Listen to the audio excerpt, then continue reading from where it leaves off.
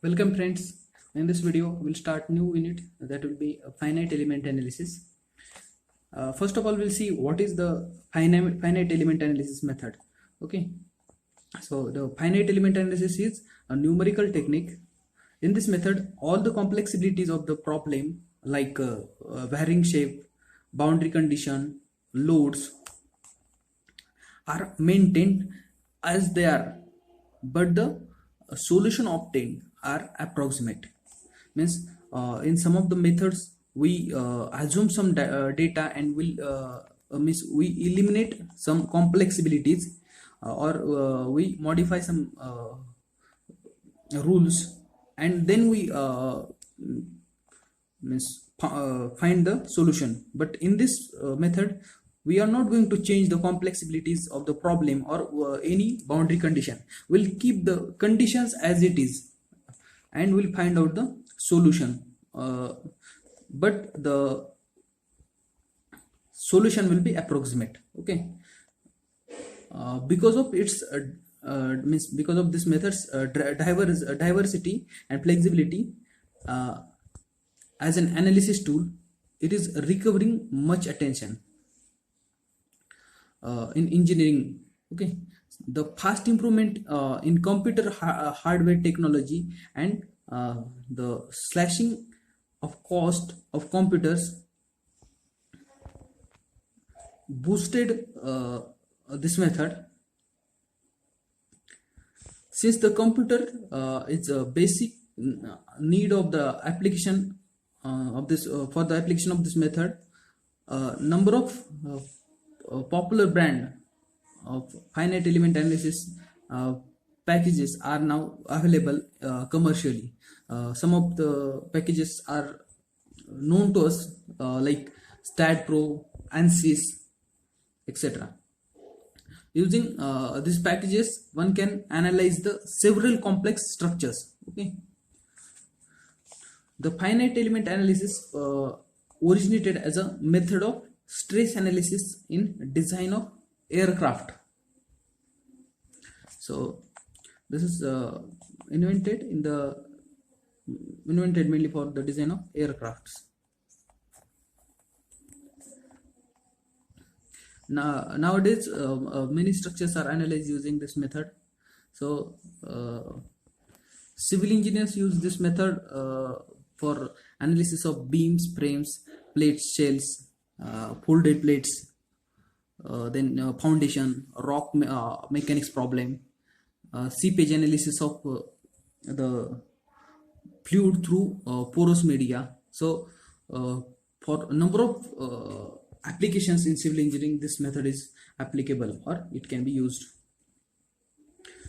Both statical and dynamic problem can be handled by finite element analysis. This method is extremely easy to understand. Now we'll see the general description of the method.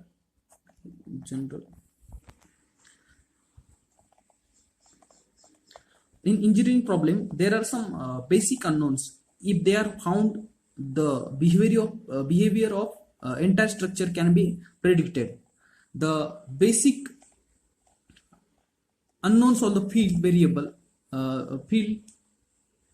variables which are encountered in the engineering problems are displacement in solid mechanics, velocity in fluid mechanics, electric and magnetic potential in electric engineering, and temperature in heat flow problems. Now in a continuum, these unknowns are infinite. The finite element procedure reduces these infinite unknowns in finite number. So it reduces these infinite unknowns in finite numbers, and It reduces infinite unknowns in finite numbers by dividing the solution region into small elements or small parts, and by expressing the unknown field variable in terms of the approximating function, or it can be said that interpolating function. So approximating function,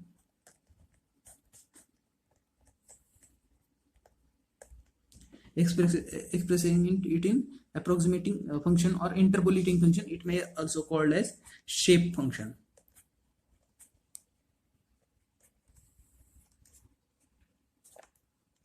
Within each element. Okay, so the approximating functions are defined in terms of field variable. They are defined in terms of field variables.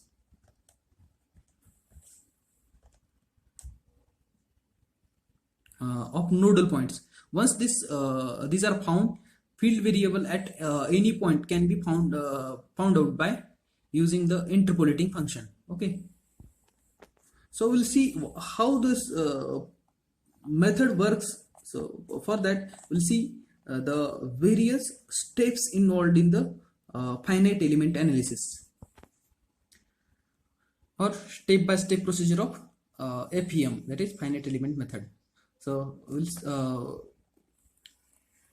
name the steps first, or we'll note down the steps first serially. First step is to select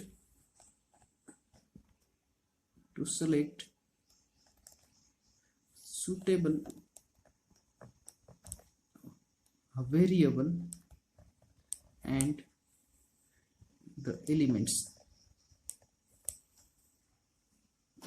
Okay, so this is the first step. Second, to discretize the continua. Third, select interpolation function. Fourth, find the element properties.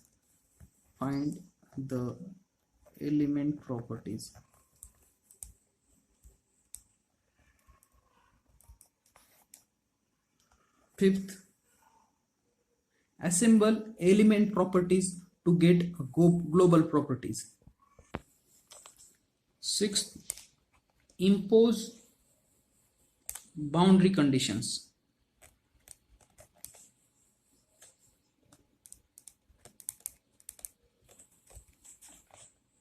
And seventh, solve the system equation to get the nodal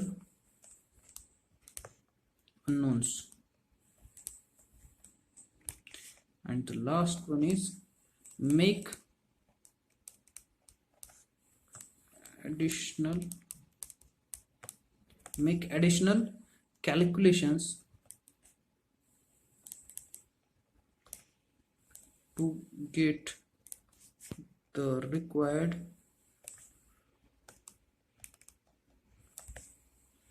values. So these are the steps involved in the procedure of FEM. So we'll see the steps in detail. We'll see what is meaning of discretization, how to maintain continua, or how to introduce interpolating function, or what is the element, what are the element properties. So we'll see this in detail. So first of all, we have just discussed the steps which are to be followed in the FEM. Now let's discuss the steps in detail. Now let's see. First step is to select a suitable variable and elements. Now first of all, we have to select suitable variable for finding out solution or for analysis of any problem by this method. So in the second step, we'll discretize the continua. So what it means, suppose this is a domain, main domain.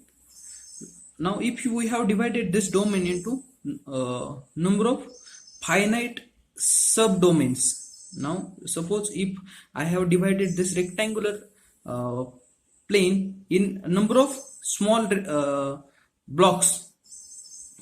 So these are subdomains. These are nothing but subdomains, and they are called as elements. So I have divided this rectangular plane in subdomains, which are called as elements. Now this total structure is called as structure formed from the elements is called as mesh. So to convert this main domain into subdomains, that is that process is called as discretization. So to convert this plane in finite subdomains, number of finite subdomains, that is called as discretization. Now the points at which these two elements are joining, these are called as nodes. So in the second step, we'll discretize the continua. In the third step, we'll find or we'll take some suitable interpolating function for this.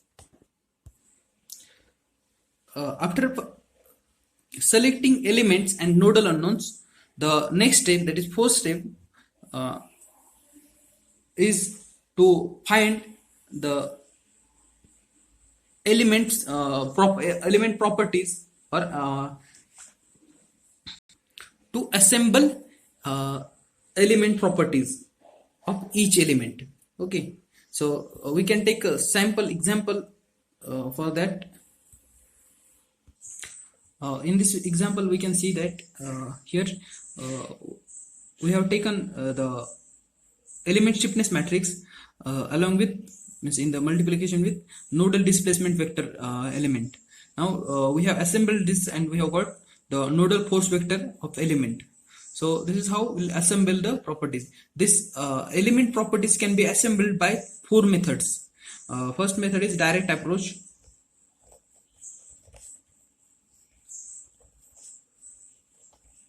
Second, variational approach.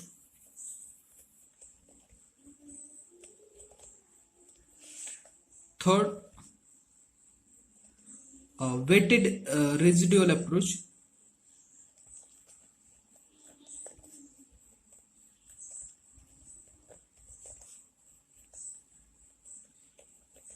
And the fourth one is energy balance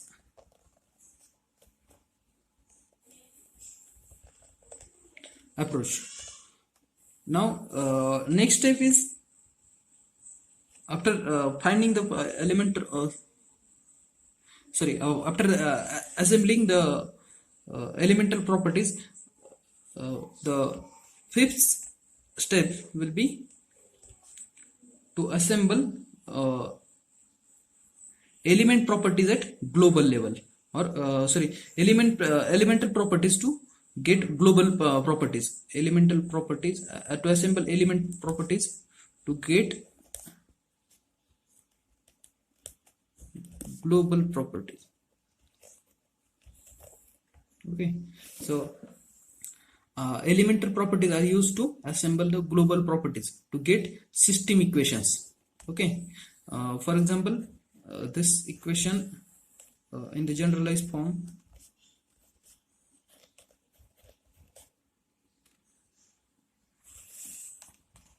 here K will be, matrix of K will be global stiffness matrix.